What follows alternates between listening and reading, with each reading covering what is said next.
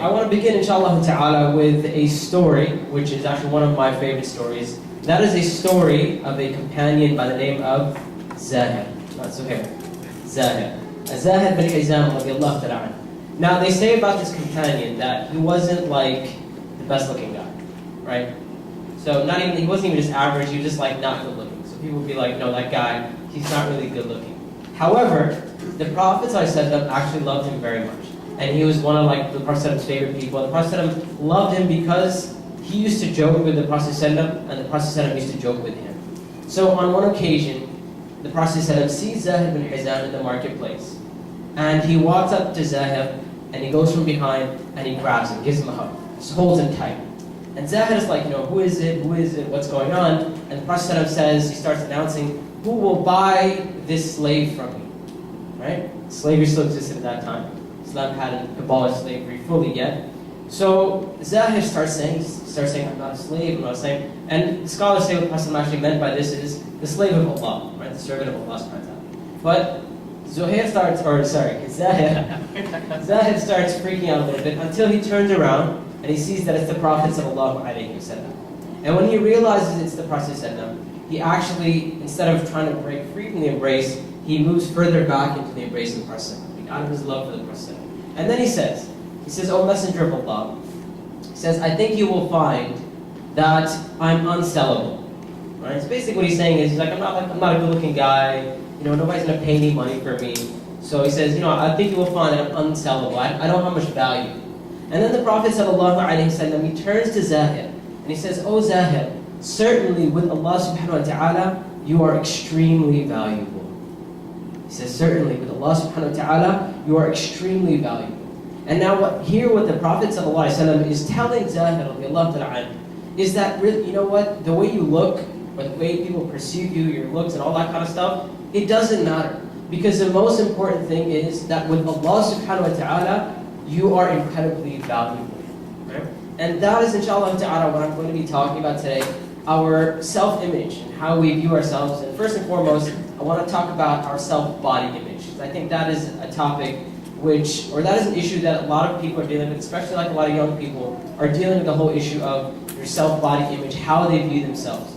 Now, your self-body image is basically how you view your body. So it can either be positive or negative. So basically, when someone stands in front of the mirror, do they say to themselves, wow, that's a really good-looking guy right there? Right? Or do they say, listen, you're really ugly, like you need to lose weight? Or a sister, on the other hand, same thing. Sister says, if she turns to the mirror, she looks in the mirror, and the first thing she says is, yeah, I need to lose weight from here, I need to lose weight from here, and I need to start wearing makeup, like I need to fix this situation going on right here, right? So that is what we would call a negative body image. So you look at yourself, you don't view yourself to have a positive or an image which you view as being positive. Now, a positive body image, as opposed to a negative body image, is when you look at yourself and you feel comfortable about your physical appearance, you feel comfortable about your body. And the other thing is that usually somebody who has a positive self-body image, they tend to see themselves the way they are.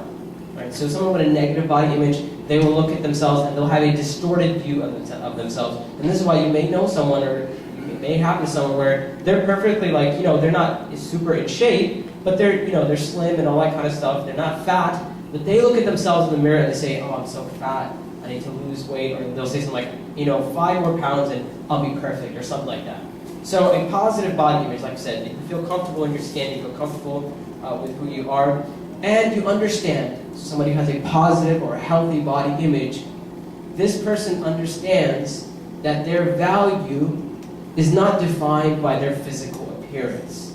Right? So they understand that their value is not defined by the way they look. And going back to what Zahid was told by the Prophet, he said, listen, with Allah subhanahu wa ta'ala, you are incredibly valuable. Lastly, I would say somebody who has a positive body image is someone who doesn't, or someone who believes that or doesn't believe that perfection exists. And what I mean is they understand that it's impossible to be perfect, meaning it's impossible for a human being to achieve this perfect look, whatever it may be. They understand, listen, that's just unrealistic, and that's never going to happen.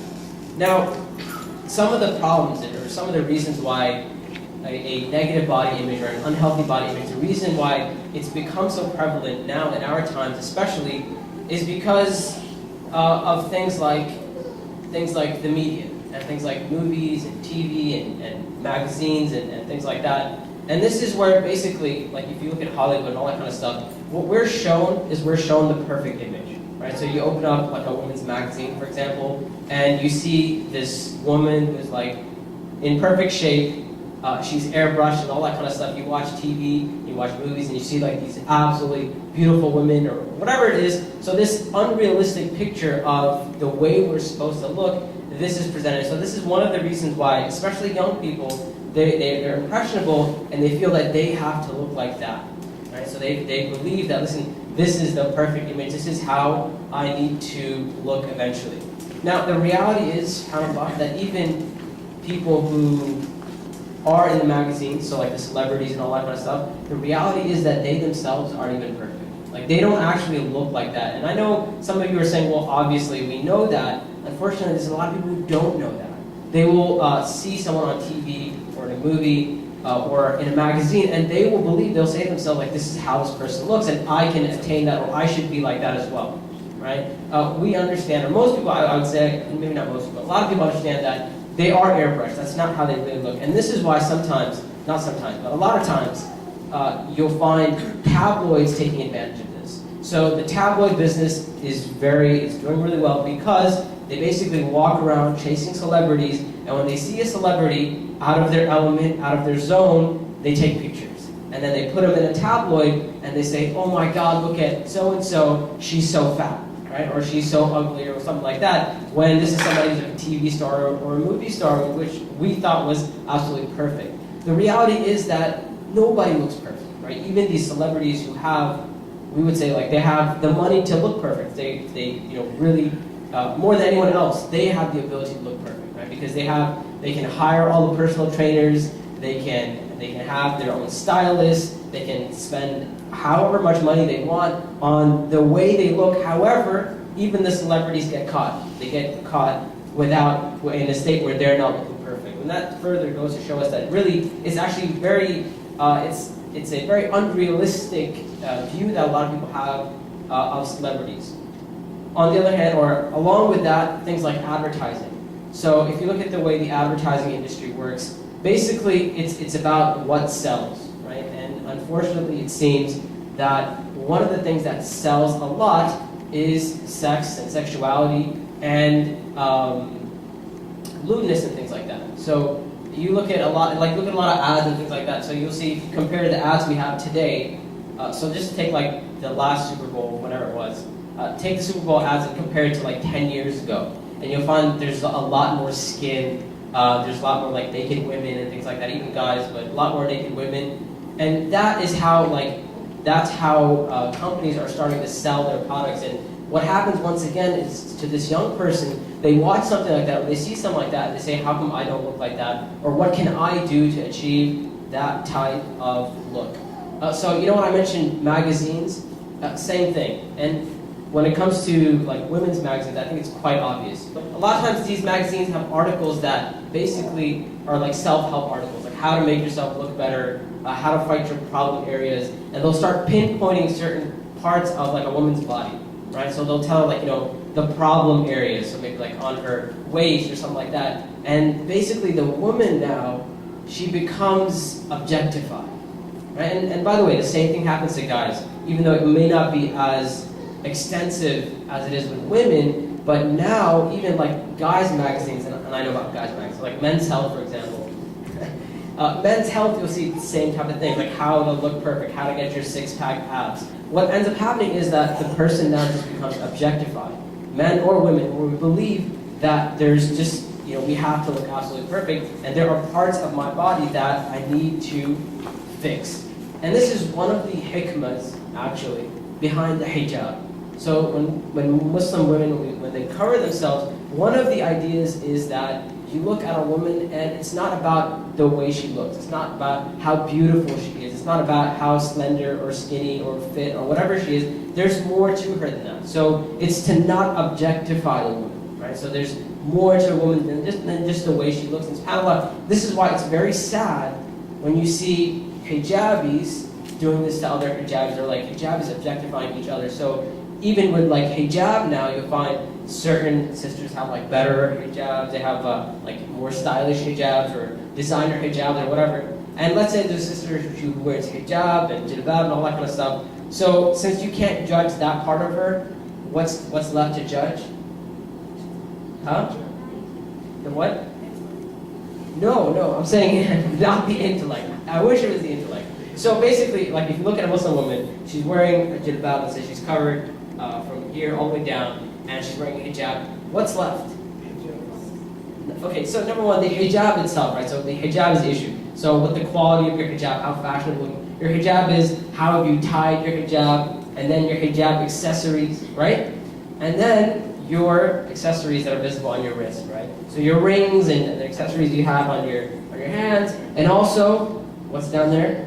Your shoes, right? And this is why it's crazy, subhanAllah, how Muslim girls are really into their shoes, right? Because for them, it's like that's one of the things they can really show off. And so it's about the shoes, like, you know, how much money I spent on my shoes, or how expensive my shoes are. And then obviously, the other thing that we forgot is, any sisters know? Handbags, right? Handbags now has become, once again, something that we use to assign value to ourselves. So it's not about what's inside, it's about like how fashionable I am on the outside, and that's what defines my self-worth or my image of how I actually am. So a sister who can afford like a really expensive bag, she may feel better about herself. And a sister, for example, who cannot afford to spend like $500 or $1,000 or $1,500, yeah, there are bags that cost that much. Brothers are surprised, but it's true. If you ask the sisters, or $1,000 or $15,000 or $2,000 or $3,000 or $4,000 or $5,000. Wallahi, is that true? Is that true? Yeah, it's true. Right? Sisters know what I'm talking about. So, like I said, this is why it's very sad when you see this kind of stuff creep into like the Muslim dress as well. Right? So that whole idea of judging someone by the way they look, or assigning value to them based off of like how they dress, or how pretty they are, or how beautiful they are. Once again, what the point of hijab is to really kind of take that away, right? Just really kind of say, listen, it's not about like how beautiful the sister is. It's not really about how in shape she is. There's more to a woman than just the way she looks. And so, like for us now, our sense of beauty has become skewed. And like now, a lot of times, especially guys associate nakedness with beauty. Like they think it's the same thing. So the more skin a woman shows, like the more beautiful she is, right? And this is why you have someone like Miley Cyrus, for example. They never thought much about Miley Cyrus until she did what? She took her clothes off, right? Until she got naked and she took her clothes off. That's when it's like, okay, she got popularity and she got more well-known. Whether it was a publicity stunt or not, that's besides the point. But the idea is that we start assuming that, or we start our image or review of what beauty is starts to become messed up or starts to become skewed. Now, I know a lot of you are thinking right now, does that mean we shouldn't care about how we look, right? So even like sisters who wear hijab and things like that, am I basically saying here that it doesn't matter how you look, all that matters is what's on your inside, right? That's not what I'm saying. That's not what I'm saying at all. Actually, it does matter how we look, and we do actually, even as Muslims, we have a responsibility to take care of ourselves and to take care of our bodies. There's numerous hadith of the Prophet ﷺ in which he mentions the issue of like overeating and obesity and things like that. So Islamically, yes, we're supposed to take care of our bodies. Yes, we're supposed to take care of the way we look. We're actually supposed to look nice and all that kind of stuff. However, there is a very key difference in what I'm talking about. So what makes a difference? Like when do you cross the line into getting into a territory where you may start to have self-body image issues? And one of the key issues there is the intention, right? The intention. So when somebody dresses up or they look good or whatever, the question they should be asking themselves is, why am I doing this? What is my intention behind this, right? So there are halal intentions and there are good intentions. For example, there's a statement of Ibn Abbas where he said, "أحب أن أتزين لها كما تتزين كما تتزين لي. He said, I like to beautify myself for her, just like she beautifies herself for me. And he's speaking about his wife, right? So he's saying, I like to beautify, I like to look nice for my wife, just like she likes to look nice for me. So that's like a good intention, to look nice for your spouse or something like that. That's a good intention. If you work out or get in shape to take care of your body and to be healthy, those are good intentions as well. Now the question may come up, is it okay to look nice just for the sake of looking nice? And once again we would say, yes or no. Is it okay? Is it okay just for the sake of is it okay to look nice just for the sake of looking nice? Okay, I'll share with you a hadith of the Prophet ﷺ. This is narrated by Ibn Mas'ud in Sahih Muslim. It's an authentic hadith in which the Prophet ﷺ, he said, anyone who has the weight of a mustard seed of arrogance, kibr, he said, he will not enter paradise. Okay, once again, I'll repeat this. He said, anyone who has even the mustard seed's weight worth of arrogance will not enter paradise. And so one of the companions sitting there, he said, okay, O Messenger of Allah, he said, how about somebody who likes to look nice in their clothing and their shoes? Right, so he's saying, does that mean that we're not supposed to look at it? They asked the same question to the Prophet ﷺ. And the Prophet ﷺ, he replied, إِنَّ اللَّهَ جَمِيلٌ وَيُحِبُّ الْجَمَالِ. He said, most certainly Allah subhanahu wa ta'ala is beautiful, and Allah subhanahu wa ta'ala likes beauty. And then he said, Al-kibr, batar al-haq, wa ghatt al-nas. He said, kibr, he said, the arrogance that I'm speaking about is to reject the truth, or to have contempt for people. And that is basically when you think so highly of yourself that even the truth comes to you and you reject it. And contempt for people meaning you start looking down upon people. So that is the line there when it goes too far. Right? It's okay to look nice, it's okay to dress nice and all that kind of stuff, as long it doesn't lead to that type of kibr, when you start to take pride and you start to say, I am better than so-and-so, or I'm better than this person simply because of the way I look. Right? That is the line where you basically go too far. So, like I said, the intention plays a huge factor in the difference between the positive type of looking nice and looking nice for the wrong reasons. Now, the other thing I want to speak about tonight, inshallah ta'ala, is the issue of self-esteem. Because your self-body image is actually like a smaller problem, and sometimes this smaller problem actually comes from a bigger problem. So if somebody has like a negative body image, it may be that stems from a bigger issue of having low self-esteem. Now, what self-esteem basically is how you view yourself. Okay, it's actually two things. Number one, how you view yourself, and number two, how you view yourself compared to other people. Right? So your own image or your own view of yourself, how that is, or secondly, how like compared to other people, how you view yourself. And both of these, they can either be positive or negative. Just like your body image, you can have a positive body image and a negative body image. Likewise, with your self-esteem, or we could call that like your self-image. It's like more general than just your physical image. What you think about yourself. So this is more of like a state of mind, and it actually covers like a lot of your life. So instead of just being like a physical thing, this is more about your life as a whole. It's a state of mind, what type of mindset you're in when it comes to yourself. Now, some of the issues. So somebody who has like low self-esteem, they basically will feel unhappy, and they'll have feelings of being unworthy. Right? So they don't feel themselves to be worthy. They feel a lack of honor and dignity, and this is why they always say like Muslims who have like low self-esteem, they're not confident in their Islam. They won't find that izzah. They won't feel that pride and that honor in their deen. Right? So this is like the type of brother who his name is Muhammad, but at his work like everybody knows him as Mo, because he never told someone his name is Muhammad, because he doesn't feel confident in his name. Right? He's like, I don't want people to know that I'm a Muslim or something like that. So they lack that confidence. Also, a person, when they have low self-esteem, they don't believe in their own abilities to accomplish what they need to accomplish.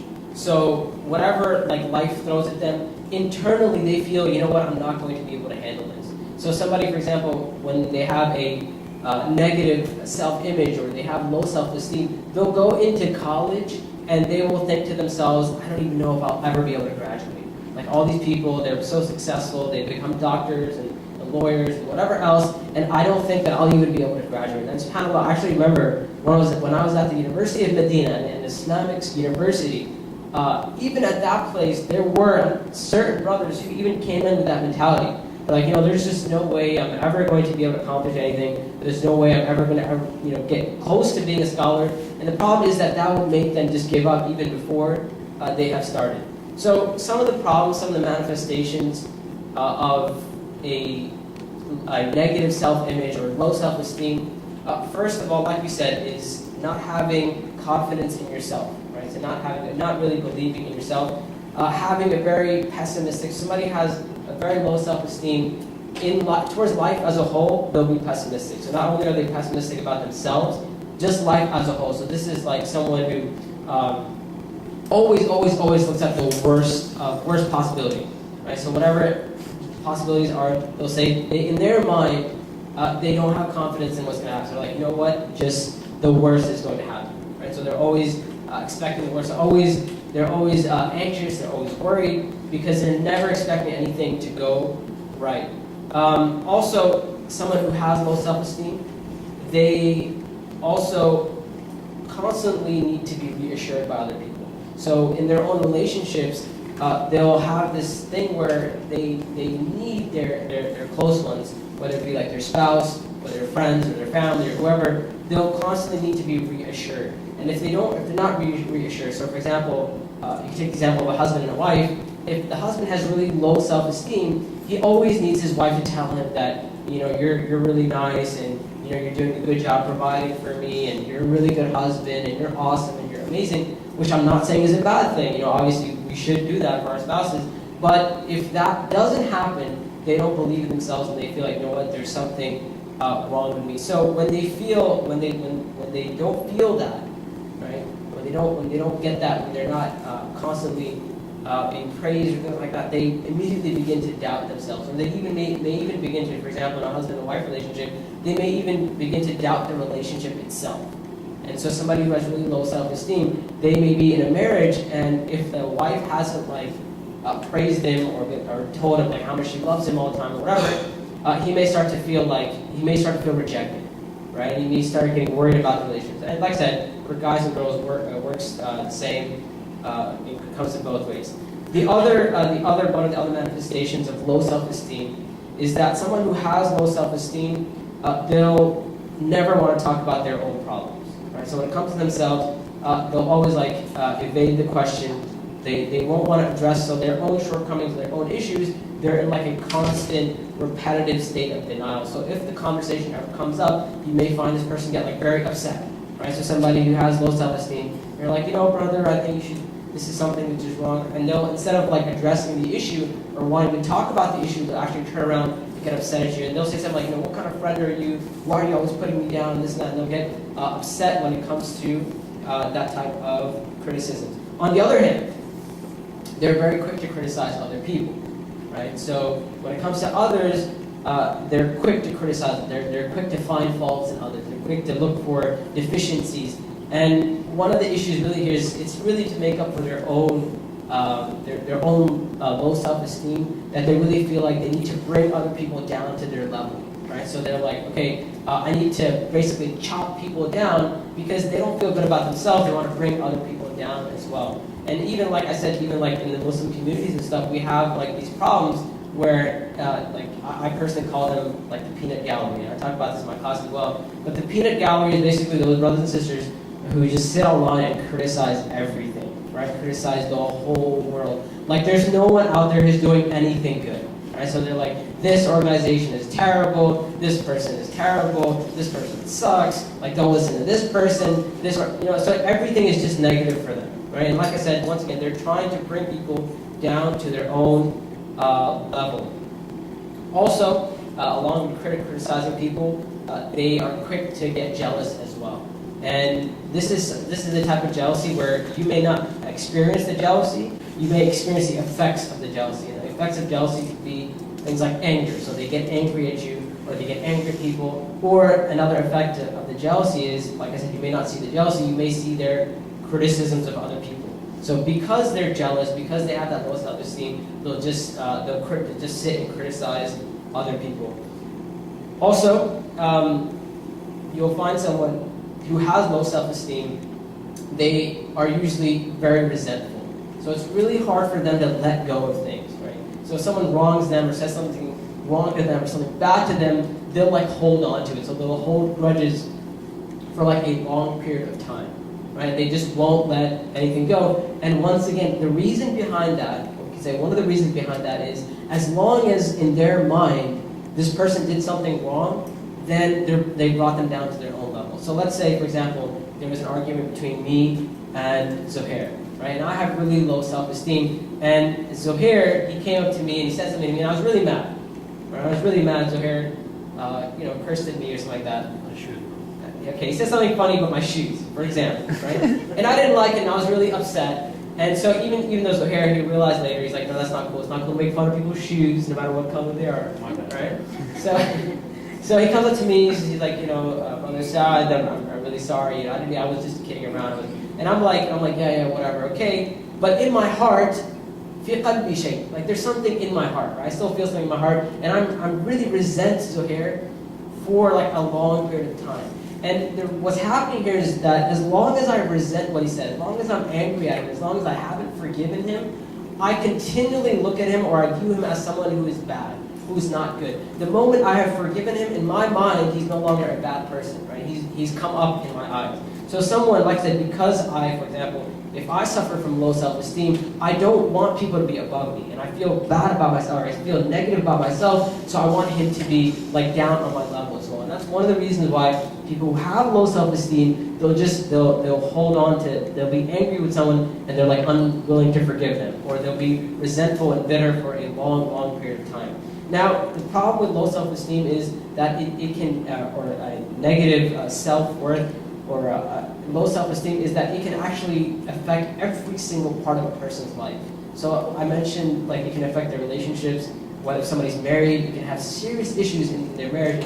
You may find subhanAllah like a couple who's having marital issues, and the root of those marital issues is that either one or both of the people in the marriage, they have very low self-esteem. And this is why they criticize the other person a lot. This is why they get angry. This is why they get jealous, or this is why they're resentful. All those things that I just mentioned, all of that can be affecting their marriage. Likewise, with our parents, for example, we may have the same thing, right? We're resentful towards our parents because of our own low self-esteem. Or, for example, we haven't accomplished much in life, or we don't believe we can accomplish much, and we blame our parents for that. That can affect our relationship with our parents, with our siblings, with our friends, all of that. The most dangerous relationship that low self-esteem affects is our relationship with Allah subhanahu wa ta'ala. Right? Allah subhanahu wa ta'ala. And this is why somebody who has low self-esteem, they are very quickly duped and tricked by shaitan. So shaitan will come up to somebody with low self-esteem and say, listen, you're not worthy of the mercy of Allah subhanahu wa ta'ala. Right? Allah subhanahu wa ta'ala will never forgive you, but you're such a bad person. And subhanAllah, this is one of the doors, one of the ways shaitan enters on people is that shaitan will say to a brother, for example, listen, on the outside, you look like a good Muslim, right? You wear a thobe, and you've got a beard, and you go to the masjid, but listen, you're just a hypocrite, right? Because look at all the sins you commit that nobody sees, right? And so now, if the person has low self-esteem, they'll buy into that, and they may actually leave, they may stop coming to masjid. They may stop doing whatever goodness they were doing to begin with. And this is why low self-esteem can be very, very detrimental to a person's relationship with Allah subhanahu wa ta'ala. When you basically feel like, you know what, I'm not worthy of the mercy of Allah subhanahu wa ta'ala. Or I'm not worthy to be considered a religious or a practicing Muslim. Right? Or somebody may even like trim their beard or shave their beard, for example, because they're like, I don't want to be a hypocrite. People look at me, let's say it's like before the hipster time where only Muslims had beards, hipsters didn't have beards, right? But they look at that and they're like, you know what, I don't want people to view me as religious because I feel like a hypocrite, and they'll go and shave their beard. So I wanted to leave you, inshallah ta'ala, with some of the ways we can go about raising our self-confidence or raising our self-esteem. And by the way, the issue is, it's not like a black and white thing. It's not an issue of you either have high self-esteem or low self-esteem. It's almost never like that. Usually everyone is somewhere on the scale, right? So some people are closer towards low self-esteem, some people are closer towards high self-esteem, and it's not constant as well. So that's the other thing. It's not like you're born with low self-esteem or you're born with high self-esteem and there's nothing you can do to change it. We may be on varying levels when it comes to our self-esteem or our self-worth, or even when it comes to like I was saying, the issue of our body image or how we view our body, even that changes, right? So, and I don't want anyone to think that, I'm not pinpointing and saying, there are certain people who have low self-esteem and everyone else is cool. That's not how it is. We all of us, and when I say we, I include myself, everyone can suffer from low self-esteem, and everyone may be at a different level. So something, like I said, some people may be higher or lower. So we can all, inshallah ta'ala, benefit from some of the stuff that I'm about to mention right now. Also, the other thing I've got to mention is that we may have low self-esteem regarding certain issues of our life. Right? So it doesn't have to be just completely general. So for some people, if it's an issue of their body and how they look, then that's low self-esteem regarding their body and their looks and their beauty. It may be that somebody has low self-esteem regarding their career or their ability to learn or to make progress. Everything else, they're fine. They have high self-esteem, but in that specific area. So once again, it doesn't have to be general. And I don't want the people to come out from this talk thinking that you either have low self-esteem or high self-esteem. It's not as simple as that. Right? And no one is really immune from having low self-esteem. We can actually go up and down in our self-esteem. Now, the best way, or the most important way that we can raise our self-esteem and we can feel our self-confidence go up is through the door of Iman.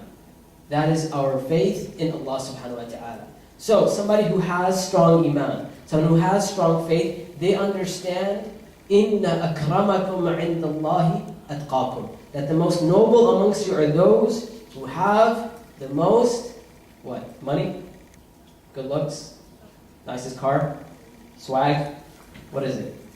Taqwa. The people who have the most taqwa, the people who are most conscious of Allah subhanahu wa ta'ala, the people who are closest to Allah subhanahu wa ta'ala, those are the people who are the most noble with Allah subhanahu wa ta'ala. Now the beauty of that is that taqwa, or closeness to Allah, or being conscious of Allah, can be attained by everyone. Whether you're a guy or a girl, whether you're young or you're old, whether you're rich or poor, it doesn't matter. Your self-worth can immediately go up if you work towards increasing your taqwa. Right? So you stop defining yourself by the way you look, or what accomplishments you have, or things like that. You define yourself and you check yourself and say, how is my relationship with Allah subhanahu wa ta'ala? And there's a beautiful hadith of the Prophet ﷺ. This happens to be one of my favorite hadith. And this is a hadith in which the Prophet ﷺ said that Allah subhanahu wa ta'ala, when He loves someone, He calls out to Jibreel. And He says to him, "Oh Jibreel, I love so and so, so love him." And then Jibreel calls out to the rest of the angels and says, "Allah loves so and so, so love this person." And then the angels make it that people on earth begin to love this person as well. And that is the beauty of defining our self-worth by our relationship with Allah subhanahu wa ta'ala. Right? So when it comes to, like I said, our relationship with Allah subhanahu wa ta'ala, it really goes back to the issue of what's going on in a person's heart. So if you want to check yourself and say, how do I raise my self-esteem? How do I raise my self-worth? Go back to the matters of the heart. So for example, amongst the matters of the heart are things like your sincerity and your intentions. So check yourself and say, how sincere am I in what I do? Even let's say there's a brother who works out and wears fly clothes and all that kind of stuff. He should ask himself and say, even though on the exterior I wear these nice clothes and stuff, on the interior, how is my relationship with Allah subhanahu wa ta'ala? How sincere am I in what I am doing? Amongst the matters of our heart is relying upon Allah subhanahu wa ta'ala. Right? So a person wants to ask themselves, they go back and they check themselves and they ask themselves, how much do I rely upon Allah subhanahu wa ta'ala for my self-worth? Right? So do I rely upon others? Do I rely upon how many likes I got on my photo on Facebook? Or do I rely upon Allah subhanahu wa ta'ala for my self-worth? Love. Who do I love the most? Right? Once again, it's a matter of the heart. Do I love that Allah subhanahu wa ta'ala, is my love for Allah subhanahu wa ta'ala more than the people? Meaning if I know that if I'm doing well in my relationship with Allah subhanahu wa ta'ala, I'll be okay? Or will I just get really sad and depressed because the people don't like me? Or because the people don't think I look pretty, or the people don't think I'm good looking or stylish or whatever it is, right? Love, thankfulness, gratefulness, all of these issues are matters of the heart, and really the issue of self-worth and the issue of self-esteem, it goes back to the heart. And for Muslims, Allah subhanahu wa ta'ala has given us the keys and the tools to go in there and to really work on our self-esteem and to raise our self-esteem. Also check the status of your heart when it comes to the sicknesses of the heart, the other side of the coin. So one of the sicknesses or disease of the heart is hypocrisy, right? The opposite of sincerity. So once again, ask yourself, am I being a hypocrite? Meaning, is it I don't really care about my relationship with Allah subhanahu wa ta'ala. I just care about what people think of me. Right? Because that's a path of failure. If you're always trying to please people, or if you're always trying to make sure everyone loves you, you're never ever going to be happy, because it's impossible that everyone will love you. Right? There's always going to be a hater out there. Like, that's just the way things work. People will hate you no matter what. Like, it's going to happen. Yeah, people may love you, but people may hate you as well. So like I said, checking yourself when it comes to that. When it comes to sicknesses or diseases of the heart, things like envy and jealousy. This is something that we need to check. Right? So go back and say, how envious am I of other people? How jealous am I of someone who is better looking than me, or has more money than me, or is more successful than me? Like, what is the deal here? Right? And all of this comes under the issue of al-muhasaba, taking an account of oneself, which once again is a matter of the heart, where we sit down and we check our intentions, we check the matters of the heart and the sicknesses of the heart and all of that. Even things like arrogance, ask yourself, am I arrogant? Am I arrogant in the way my heart feels when I look nice or dress nice and things like that. Some of the other ways, inshallah ta'ala, so like I said, the most important way is checking your relationship with Allah subhanahu wa ta'ala. Right? Making sure your relationship with Allah subhanahu wa ta'ala is on point. Right? Number two, that one of the other things we can do is define success for yourself. And what I mean by this is, I think everyone kind of has in their mind a view of what they believe is success. Right? Ask yourself, what do I really view as success? If the answer is having a nice job, making tons of money, having a beautiful house, marrying a supermodel hijabi, like whatever it is, right? Like all of those, if that is your definition of success, then you may be headed to a place where you're going to have low self-esteem, right? Define your success and say, my success is my relationship with Allah subhanahu wa ta'ala, right? So am I obsessed about what people think of me, or am I really obsessed with my relationship with Allah subhanahu wa ta'ala? Also, define your goals. Right? So set goals define your goals and set goals for yourself. So even like with your relationship with Allah subhanahu wa ta'ala, be like, you know what? I want to be at a higher level when it comes to my relationship with Allah subhanahu wa ta'ala. And here's how I will do that. And set goals for yourself that you can accomplish. You know what they say about goals? Is that goals should neither be too easy or too hard. So if it's too easy, you're going to get bored of it. You're not going to be challenged, right? If it's too hard, you're going to give up. So a goal should be basically just challenging enough, but not so difficult that you can't do it. So, for example, let's say you're like, okay, I'm going to improve my relationship with Allah subhanahu wa ta'ala. I'm going to start reading more Quran. So a realistic goal, and this is different for everyone, but let's say for Muhammad, a realistic goal is, he says to himself, I want to read a page of Quran every single day. Now he knows that usually, if he reads Quran, he usually reads like half a page. He doesn't really read a page a day, right? So this is a goal. It's not too easy for him, right? So if he just thought himself, I'm just going to read one ayah a day, then it'd be too easy and he'd just forget about it. He'd be like, oh, I can do that, whatever. But if it's like one, he tells himself, like one page, I know I don't do that right now, and it's a little challenging, but it's something that I can do, right? So a realistic goal, which is challenging as well. Also, start becoming conscious of your strengths, right? So somebody who has low self-esteem, they tend to focus on their weaknesses. They tend to focus on everything that is wrong with them, all the problems that they're having, and in every way that they're not successful, and all that kind of stuff. So flip it on its head and ask yourself, what are my strengths, right? Because Allah subhanahu wa ta'ala, and I assure you, whoever is listening to this, I assure you that you have some strengths that someone else doesn't have, right? There is something about you which is special, right? And as like the talk that Brother Zuhair was talking about earlier, Allah subhanahu wa ta'ala said, وَلَقَدْ كَرَّمْنَا بَنِي آدَمَ. We have most certainly we have honored the children of Adam, right? So each and every one of us, we have something about us which is special. Sometimes it's just an issue of us being conscious of it. So I would even say, like, you know what? Just sit down and be like, these are my strengths. I'm actually good at this, right? And then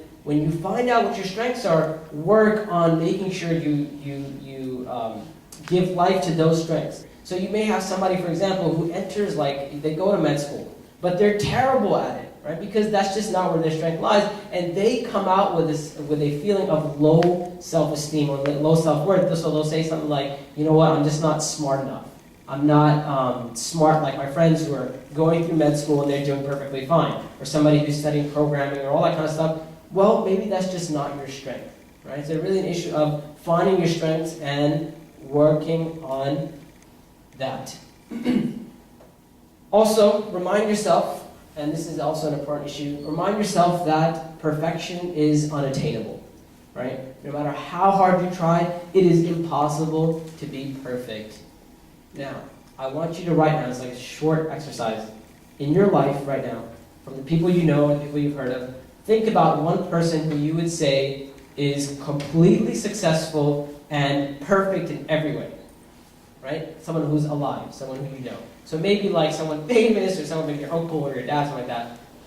Done? Thought of a person like that? Yeah, so guys, like, I don't know anyone like that. Have you thought of someone like that? Yeah, everyone? Okay. That person is not perfect. No matter how much you think that person is perfect, that person has their weaknesses, they have their faults, they have their strengths and their weaknesses, and that's just how Allah subhanahu wa ta'ala created us, right? We're not expected, we weren't created to be angels, right? That's a different creation. We will make mistakes, we will stumble, we have weaknesses, and we have strengths, and so on and so forth, right? So if you always tell yourself that I have to be perfect, you may be setting yourself up to fail, right? Also, focus on what you have the power to change, right? So there are certain things about your life that you cannot change. There's nothing you can do about it. No matter how hard you try, you simply cannot change those things about you. So, for example, once again, I'll give you a personal example. I have been short for most of my life. Ever since like the beginning of middle school, I've been like shorter than most of my peers. And for a while, like, it really used to bother me. So I said, you know, you're a young kid, people tease you and things like that. And for me, that, like, it used to be an issue until one day I sat down and I said, you know what? There's nothing I can do to change how tall I am, right? But there are other things about me which make me special. There are things that I have that no one else has. And subhanAllah, since that day, walillahi alhamd, like, it isn't that my height has never bothered me. And all of us, we have things about ourselves that we may not like. We'll be like, you know what, this is like, why do I have this? Forget about those. Those are things that you cannot change about yourself. Somebody who's bald, for example, as far as I know, there's no technology out there that can change the fact that you're, you know, bald yet. May Allah subhanahu wa ta'ala make it possible in the future. Right? But so far, if you're bald, khalas, own it, right? Own those things that you view to be your weaknesses, right? And then make them into things that are positive and focus on those things that you can actually change, right? So like I said, there's things about every single person's life, there's things about every single individual, every single one of the children of Adam, right? No matter who you are, there's something about you that is special. That's something that makes you special. And I guarantee it, there are things about you that are things that are weaknesses, or things that you think are weaknesses, and there's absolutely nothing that you can do to change that. Lastly, and I'll close with this, I know I've gone a little bit over. Lastly, always go back to your heart. So there's one thing you take away from this talk regarding like your self-esteem and your image of yourself. Always go back to your heart. Check your status and your relationship with Allah subhanahu wa ta'ala. It's really a matter of your heart and how you feel on the inside that will define or that will affect the way you feel about how you are on the outside. And Allah subhanahu wa ta'ala knows best. Subhanaka Allahumma wa bihamdik. Ashhadu an la ilaha illa ant. Astaghfiruka wa atubu ilayk. Wa jazakumullahu khair. Assalamu alaikum.